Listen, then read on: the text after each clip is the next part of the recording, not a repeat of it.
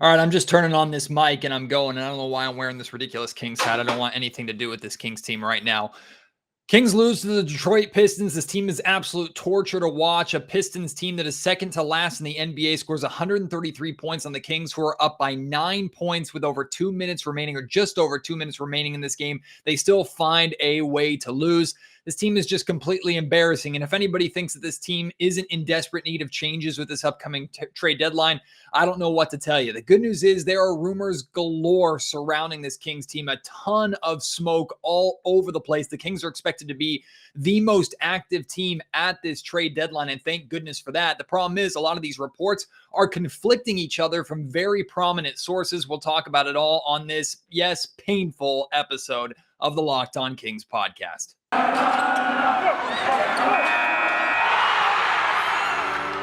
You are Locked On Kings, your daily Sacramento Kings podcast, part of the Locked On Podcast Network, your team every day. And now, ladies and gentlemen, it is that time for another episode of Locked On Kings. Hello and welcome into Locked On Kings, I guess, your podcast hub for Sacramento Kings coverage all regular season and all off season. If you're looking for in-depth analysis, game-by-game breakdowns, highlights, interviews with local and national experts, full coverage of this Sacramento Kings team from January through December, this is the place for you, part of the Locked On Podcast Network. And today's episode is brought to you by Prize Picks. Check out prizepicks.com, use promo code NBA or go to your app store and download the app today. Prize Picks is daily fantasy made easy. My name is Matt George. I have the privilege, air quotes, of being your host here. I've been a Sacramento sports media member for the last 7 years. This is my 8th season covering Kings basketball, formerly for Sacramento Sports Talk Radio, now with ABC 10 News and Television here in the California capital. And I can't even be bothered to fix my own hair because the Kings couldn't be bothered to play like a defense tonight, even though they were playing a Pistons team that is the second worst offense in the NBA. A Pistons team that averages only 101 points per game. They had 102 points with still seconds remaining in the third quarter. The Sacramento Kings performance in this game is absolutely abysmal. It shouldn't be surprising, and yet it's still painful. And here I thought that myself and the majority of Kings fans were just getting to a place of indifference, that even with losses like this, we couldn't muster up the emotional involvement and the stamina to really care anymore.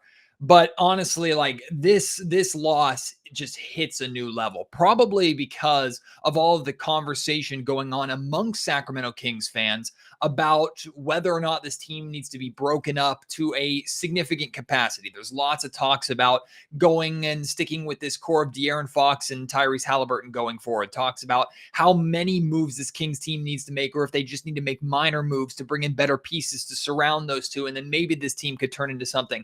Truth be told, looking at this Kings group, even if Tyrese Halliburton didn't play, and of course that's a massive loss for this Kings team. If Tyrese does play, I have no problem in saying that the Kings win this game. Even with Tyrese Halliburton out, this team just is atrocious. They're just absolutely atrocious. They're horrific to watch. They are torture to watch. And I find myself just sitting on my couch and watching these Kings games, just bored out of my mind, not surprised at all if the games are way closer than they have to be, not surprised at all when the Kings have a 9-point lead with 2 minutes remaining in this game, blow that 9-point lead, give up an 11-0 run capped off by Corey Joseph, of all people, hitting a step back mid-range jumper in order to put this game away for the Pistons. I even with the indifference that I have for this Kings team at this point, I can't help but just be pissed off. Just pissed off, tired, exhausted. This is the most unlikable, unwatchable Kings team of my lifetime, and it's not even close. Certainly of all of the 8 seasons that I've covered Kings basketball. This team is just horrendous. They're exhausting. They are not worth the time of day that I put into it as a job. I get paid for this and they're not worth it. So how in the hell are Sacramento Kings fans who watch this for pleasure, for entertainment, who spend their hard-earned money to actually go to the Golden One Center and be one of the 60 people that are still there at the game? How in the world is it worth it for them to pay attention to this team, give more than 2 you-know-whats about this team, when for me and for everybody who follows this team even remotely closely, we're checked out. We're done. We're begging for February 10th to come around so that the Kings can do something off the court in a trade to give us something to talk about, be excited about, and care again, because this roster at this point in time is just bare minimum entertainment, bare minimum NBA quality. And what's ridiculous is that this roster is one of the most talented rosters, maybe the most talented roster that this Kings team has had in the entire playoff drought of 15 seasons. This roster, we've said it time and time again, should be so much freaking better than what they are, have so much individual talent, and yet time in, time out, game out, they fail to recognize their mistakes, learn from their mistakes. They do dumb things like giving up 133 points to this Detroit Pistons team. And on top of that, they take a great game from Terence Davis. And Davis did have a great game, and I want to make sure to give him his roses because we know how hot he is, how cold he can be. He's been trying to kind of find his way this season with the Kings. He's had a couple of good games, but a career-high 35-point performance. Congratulations, Terence Davis. Sorry your team ruined it for you. But at the same time, too, the Kings go, oh, wow, Terence Davis is having a good game. We need a bucket. Instead of drawing up a play and running the guy off screens like you've been doing all game long that's been successful for him in catch-and-shoot three-point opportunities, hey, out of the timeout when we need a bucket, you only need a two-pointer to tie. You don't need a three to go ahead. But hey, let's go for the hero ball. And on top of that, let's give the ball to Terence Davis and let him create in isolation, try an ISO step back jumper, and everybody else on the floor will just stand around and freaking watch. It's so brain dead. It's so dumb. And I just don't understand how this Kings team, it's on coaches, it's on players, it's on front office, it's on ownership. Hell, it's even on the fans at this point. Let's just blame everybody at this point because this Kings team does the same damn thing time and time and time again. And it's maddening. I just want to pull my hair out at this point in time. I do not understand why it continues. Changes need to be made.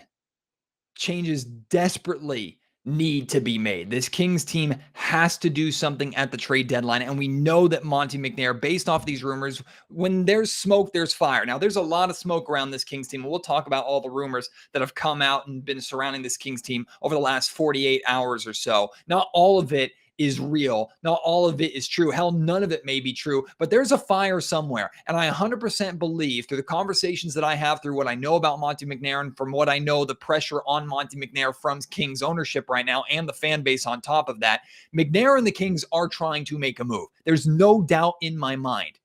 But you need two to tango. You need to actually find a way to pull the trigger and make a move that's actually impactful for this Kings team one way or another going forward, which is what we've talked about. Either a swing for the fences move to try and change something, which is what it seems like the Kings are trying to do, whether it's Ben Simmons or Domantas Sabonis or whoever could potentially be available for the Kings to snatch. Or it's sell everybody, blow this whole damn thing up, and try for a real legitimate no shortcuts rebuild this time. But we know, and I feel pretty confident in saying that's not the path for this Kings team.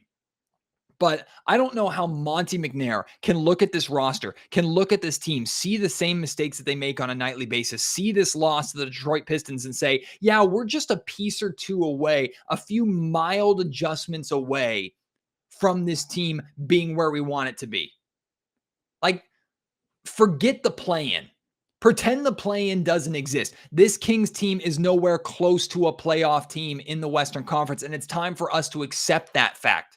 Even if the play-in gives them hope, gives them a potential route that they should have no business having.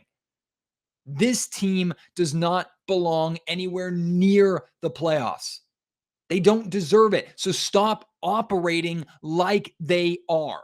Unless you make a massive overhaul, swing for the fences type trade to try and change this team, change the identity completely. And in order to do that, you're going to have to trade a player of De'Aaron Fox or Tyrese Halliburton's caliber. And I don't know if the Kings want to do that. One report says they do. Another report says they don't. Who knows at this point in time? That is the only way that I can see Monte McNair having any credibility, this Kings team having any credibility, continuing to talk about the playoffs. I get that's always been the goal for this season. I've said so many times here on the Locked On Kings podcast, and no matter what happened this season, even if the Kings did decide to tank and change directions, no matter what, that was always going to be the bar. They weren't going to get a free pass for changing strategies and going into tank mode. Even if it worked out and they got the number 1 overall pick, that wasn't going to be a victory. This season was still going to be a failure. This season is a failure. The only way to salvage success by the standards of what was put upon this team in the first place by Monte McNair and former head coach Luke Walton, which was make the playoffs, is to make a swing for the fences type move. And I don't know how Monte McNair can look at this Kings team at this point in time and say there is any other route to the playoffs than just that. I said on a recent podcast that Tyrese Halliburton being out is more significant and worse for this Kings team than when De'Aaron Fox was out. Not because Tyrese Halliburton is a better player than De'Aaron Fox, but because this Kings team needs Tyrese Halliburton and what he provides, I think, more than they need De'Aaron Fox. And that might be eye-opening. That might be the reason why we're hearing Fox's name potentially brought up in so many rumors right now, and why the Kings may be more willing to trade Fox. If Monte McNair had to decide today between the two of them, I feel confident in saying that he would pick Tyrese Halliburton for multiple reasons. Not just the on-the-court stuff, not just the importance to the team, but also he's younger. He was Monte's draft pick. Contract and control long-term has a lot to do with that as well, even if De'Aaron is in year 1 of his max deal. Like, there are a lot of reasons why I think the Kings would pick Tyrese Halliburton. But look, the Kings just played the Houston Rockets twice and the Detroit Pistons once, a 3-game stretch against the 2 worst teams in the NBA, all 3 games at home, and the Kings went 1-2. 1-2. It's embarrassing, man. This Kings team is absolutely embarrassing. And I don't know, honestly, if I was more bored watching the game, or if Buddy Hield was more bored actually playing that game. Like, what in the world? Buddy Hield looks completely checked out. Buddy Hield in this game was as much of a non-factor as I've ever seen him. He played almost 20 minutes, went 0 of 2. Yeah, Buddy Hield took only 2 shots. Of course, both of them were 3-pointers, missed them both. Finished with just 2 points in 19 minutes off the bench. Inexcusable. Meanwhile, the Detroit Pistons bench absolutely demolished the Kings. 22 points from Kelly Olynyk. You got killed for 22 by Kelly Olynyk. No disrespect. I actually like Olynyk as a basketball player. Olynyk should not be dropping 22 on you off the bench. 15 points from Rodney Magruder. Yeah, he was having a career game. Oh, Sadiq Bey, 30 points. Corey Joseph, 19 points. And you know how I feel about Kojo if you listen to the Locked On Kings podcast for a while. I'm a big fan of Corey Joseph. I know a lot of Kings fans weren't. I'm a big fan of Corey Joseph. But you go down this box score, you see the scores, the numbers posted. I didn't even talk about the number 1 overall pick, Cade Cunningham, who fouled out of this game, and the Pistons still freaking won. This team's atrocious. Even when the Kings score 45 points in the second quarter, I can't find the freaking energy to care. Mostly because the Pistons managed to score 33 points in both the first and second quarters. Oh, yeah, and 39 points in the third quarter. Team is exhausting. Got my blood pressure up. I'm going to wake up my baby if I keep yelling like this, man. All right, I've had enough talking about this game. I've had enough talking about this team on the floor. I can't really do it anymore. Let's talk about the only thing that really people care about when it comes to the Kings right now, which is all the rumors and the trade deadline and what the Kings do before or on February 10th. We'll get to that in just a second. I did tell you at the beginning of the podcast, this episode is brought to you by Prize Picks. And if you can salvage anything from watching Kings basketball, maybe it's you're able to make some money off of your knowledge of the Kings and your expectations of this team to completely fail. Prize Picks has the best NBA daily fantasy sports prop game on the market. Prize Picks offers more NBA props than any other DFS prop operator and offers all the superstar players as well as bench players, only recording a handful of minutes each game. Prize Picks offers props that you can, any prop really that you can think of, from points, assists, rebounds, threes made, etc. They have them all. And the way it works, you pick 2 to 5 players and an over-under on their projections. You can win up to 10 times on any entry, and it's just you versus the projected numbers. So you're not taking on any other opponents, any gambling sharks out there. Go to prizepicks.com or go to your app store and download the app. All of Locked On Kings listeners who deposit and use promo code NBA will get $50 for free if your first Prize Pick entry scores a single point, which is super easy to do. Again, all of our Locked On Kings listeners who deposit money and use promo code NBA will get $50 for free if their first Prize Pick entry scores a single point. Prize Picks is daily fantasy made easy. There's smoke everywhere when it comes to this Sacramento Kings team and this upcoming trade deadline, and I'm welcoming all the smoke. I sound like Buddy Hield before the bubble. We want all the smoke here on the Locked On Kings podcast. Bring on all the rumors, bring on all the judgment, bring on all the laughter from the national media, bring on reports, bring on stupid trade machines. I don't care at this point. Bring it all on, anything to distract us from what's actually going on the floor with this Kings team. I will take all the rumors. I will take all the dumb conversations. I'll take all the dumb hypotheticals that any of us can think of from now to February 10th, because I need my brain numbed to the basketball that I just watched tonight and any of the basketball that we're going to be forced to watch until the Kings actually make a move. And I said on a recent podcast that with this upcoming 5-game road trip, like, yeah, the Kings just went 1-2 against the two worst teams in the NBA. Now they go on a 5-game road trip in the East against some of the best teams in the NBA, only to come back to a game against the Brooklyn Nets and then have the Golden State Warriors on the second night of a back-to-back. Like, these next 7 games could be absolutely dreadful for the Kings, which means if Monte McNair really wants this Kings team to have a chance at making the playoffs and making the play or through the play-in, really, he might have to make a move sooner or later, or this Kings team could completely fall out of it. At the same time, the Western Conference is so bad that even if the Kings go 0-7 during the stretch, somehow they'll find a way to still be a game out of the 10th seed, and everybody will think that, or I shouldn't say everybody, but some people will think that this Kings team still belongs in any kind of postseason conversation. Regardless, this next stretch could be really ugly for the Kings, and I think the more the Kings wait for the trade deadline to actually make a move, the more trouble that they're going to be in. But at the same time, too, you can't just force another team to make a move. But if I'm Monte McNair, I'm getting no sleep because I'm harassing everybody that I possibly can. I'm calling the Indiana Pacers about Domantas Sabonis. I'm calling the Philadelphia 76ers every day and my mentor, Daryl Morey, and harassing him about Ben Simmons, continuing those conversations, picking up the stamina and speed and picking up the heat really on those conversations.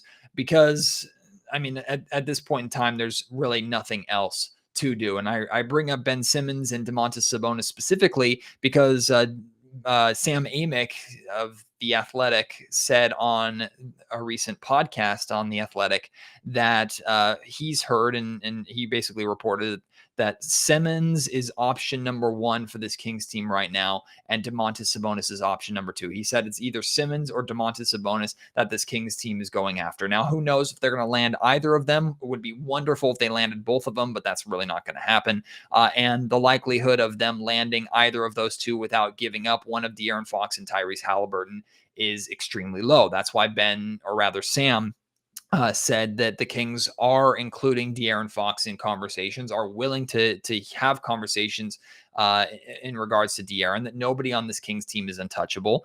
No real mention of Tyrese Halliburton at any point. It was always, if the Kings were going to move on from a big name, it was De'Aaron Fox's name that had been brought up. So that was gaining a lot of momentum. And then today, Keith Pompey, host of the Locked On 76ers podcast from the Philadelphia Inquirer, he reported a package that had been discussed between the Kings and the Philadelphia 76ers that involved sending Tyrese Halliburton, in addition to, I think, Buddy Hield and Harrison Barnes, plus multiple first-round picks to the Philadelphia 76ers for a package that included Ben Simmons, I'm blanking on his name, Tobias Harris, there it is, and he has a fat contract as well, and Matisse Thybulle.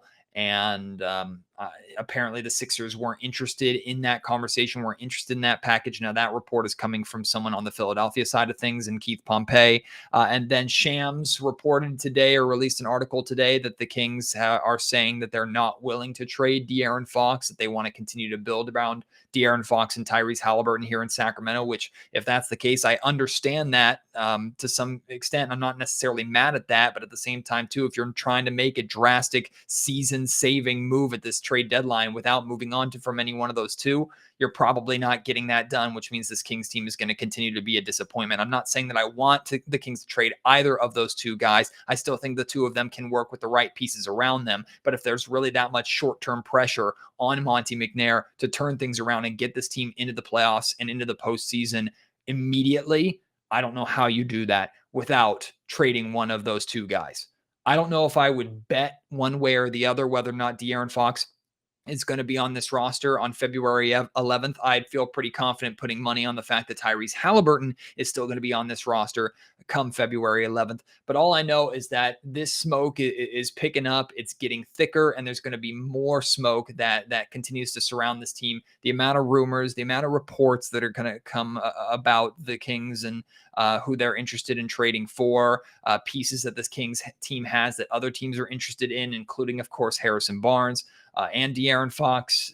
Expect that to get stronger and stronger. I think it's interesting that we haven't really heard any rumors about interest in Buddy Hield, which I guess doesn't entirely surprise me. We'll have to wait and see what kind of value Buddy Hield has, and if the Kings are able to move on from him. I would be shocked if Buddy is still a King on February 11th, and way more shocked than I would be if Marvin Bagley was still a King on February 11th. There's a lot of stuff that's going to happen between now and the trade deadline. And who knows if it's actually going to result in the Kings pulling triggers and really changing this roster. I think there's probably like a 10% chance that the Kings stay put and make no moves. And that 10% has to do with every other team that the Kings are negotiating with, basically saying, no, we're not interested. And Monty being stuck with no moves again, like he has when he tried to negotiate with the Lakers earlier and tried to negotiate a sign and trade involving Bogdan Bogdanovic with the Milwaukee Bucks. Like, I don't see how the Kings stay put, and I don't know what's really going to happen during this stretch. But what I do know is that business is really going to pick up. And what I encourage all my Locked On Kings listeners to do is careful who you trust, but also take everything you read with a grain of salt, even if it's from people like Sam Amick, like Shams, like Woj, people that we normally trust without hesitation. Take everything with a grain of salt, because a lot of things are coming from agents. A lot of things are coming from leaks in the organization. Some things have truth behind them, but could change on a dime. Like just because a reporter comes out and reports something from a source that they have that may end up being wrong does not mean that they're horrible people, does not mean that they're bad at their jobs. These are fluid, ongoing situations that change not just by the day, but really by the hour as trade deadlines get closer and closer. The Sixers may be saying no to a Kings package today. That could be different tomorrow. Maybe they start to come around on Saturday, but then we get all the way to February 10th and we're an hour away from the trade deadline and it's coming down to the wire. The Sixers have to decide, are we really going to see out the remainder of the season with Ben Simmons and just waste that roster spot when we have championship aspirations? And then on the Kings side, Monty McNair is going to sit there going, do we really want to stick and not budge on our willingness to move De'Aaron Fox and Tyrese Halliburton? Like, things can change at any point in time. So really just enjoy this time as much as you can. Enjoy all of the entertainment around the Sacramento Kings happening off the floor that takes significantly less time and pain for you to sit through and watch than when we're actually watching a Kings game. Enjoy this point in time. Enjoy the speculation, enjoy the conversations. Make sure you keep tuning in here to Locked On Kings as we'll continue to have these conversations. This is a fun time of the year, especially this year when the Kings are expected to be extremely active. So again, I don't know how it's going to end up. Whatever the Kings do decide to do as rumors continue, we'll dive into them in more detail here on the Locked On Kings podcast. I can promise you of that, but try and enjoy this time, have as much fun as possible. And if you get too overwhelmed by the speculation, you can't handle it, hey, maybe check out or spend some time off of Twitter for the time being, and I'll fill you in on what's real and what's not as you continue to listen to the Locked On Kings podcast. And as you continue to listen to Locked On Kings, I'll continue to tell you about our wonderful sponsor and friend here for many, has it been years now? Oh God, it feels like forever since Built Bar first started sponsoring the Locked On Kings podcast. And my life would not be the same without Built Bar. Built Bar has become a daily part of my life, something that's extremely important to myself and my wife's diets. Built Bars are protein bars that taste like candy bars. Covered in 100% chocolate, soft, easy to chew, absolutely delicious, and an intense, really, amount of flavors that can be a little overwhelming when you're first trying to decide which flavors you like, which flavors you don't. You will at least find one flavor that you like. I guarantee you that. And the best part about Built Bars is they're healthy for you. 130 calories, 4 grams of sugar, 4 grams of, or rather just 4 net carbs, and 17 grams of protein. Compare that to a candy bar, which Built Bars taste as good, if not better, than most candy bars. But most Most candy bars have around 240 calories, 30 grams of sugar, and dozens of net carbs. So it's way better for you across the board. If you are new to Built Bar and you want to try it out, I encourage you to go onto built.com and order a mixed box. They'll send you a bunch of different bars, a bunch of different flavors. You can try them out, find the flavors that you like the most, and then go back and just order your custom boxes of the flavors that you want. My wife and I order a new box basically every other week. It's just, I can't even tell you how important it is to our daily life to make sure we have Built Bars. Make sure when you do order on built.com, you use our promo code LOCKED15 for 15% off. Save yourself some money and make sure you join the Built Bar craze. You will not be disappointed. Let me know what your favorite flavor is. Again, that's promo code LOCKED15 for 15% off at built.com. I have some great guests coming here on the Locked On Kings podcast. Tomorrow, I'm going to be joined by Damian Barling, the D-Lo and KC. I know he's got thoughts and he's got opinions about this Kings loss tonight and what the Kings are going to do as the trade deadline approaches, all the smoke and all the rumors surrounding this team in regards to the trade deadline. He and I are going to have plenty to talk about tomorrow, so I hope you'll join me for that. And then next week, I don't want to say his name yet, although I have mentioned his name at one point in this podcast already today. I have a huge guest that is scheduled to join me next week, I believe on Wednesday of next week, and it's going to be perfect timing with the trade deadline and all these rumors getting closer and closer. A phenomenal guest joining me next Wednesday. As soon as I get it absolutely 100% confirmed, which it's like 99% confirmed at this point, but as soon as I get it 100% set in stone, I'll let you know who that guest is going to be. I hope you will join me for that. And thank goodness we have multiple days off. The Kings don't play again. They don't start this road trip until Saturday, and I believe they're in Milwaukee. So we have a couple of days to detox a little bit from this Kings loss tonight. I know so many of you are like me, just exhausted by this team, really tapped out by this team, don't want to spend the time really thinking or talking about this team, watching this team anymore. But you continue to listen to the Locked On Kings podcast, continue to support me, support the pod, support the Locked On Podcast Network. I could not be more thankful for you. One thing I ask is if you have not already, if you could leave a review of this podcast. Best place to do that is on Apple Podcast or iTunes. Hit 5 stars. There's a little box there where you can leave a little blurb about what you like about the podcast, why you'd encourage others, non-Kings fans, Kings fans, whoever, basketball fans, to listen to the pod. It's also a great place for constructive criticism. If you have it for the pod, please do that. And if you listen on Spotify, there's no place to type in a custom review, but you can now leave a 5-star rating. I would really appreciate it if you did that. That would mean the world to me. Helps out the pod a lot. Continuing to listen helps out the pod a lot, of course. We'll get through it together, I guess. I mean, sometimes it doesn't feel like we'll ever get through it, and if there ever will be a light at the end of the tunnel. But one thing's for sure, the trade deadline will be interesting for the Kings this year, and hopefully give us a little more to be excited about and to care about here. And I hope you will continue to stick with Locked On Kings through it all. Thank you so much for your support. As always, have yourselves as good of a rest of the night. If you're listening to this right after the game, all day tomorrow on your Thursday, regardless of where you are, what day it is, what you're doing. Have a great time. Can't wait to have you join me on the next Locked On Kings podcast. Until then, my name is Matt George. You have been listening to Locked On Kings, part of the Locked On Podcast Network.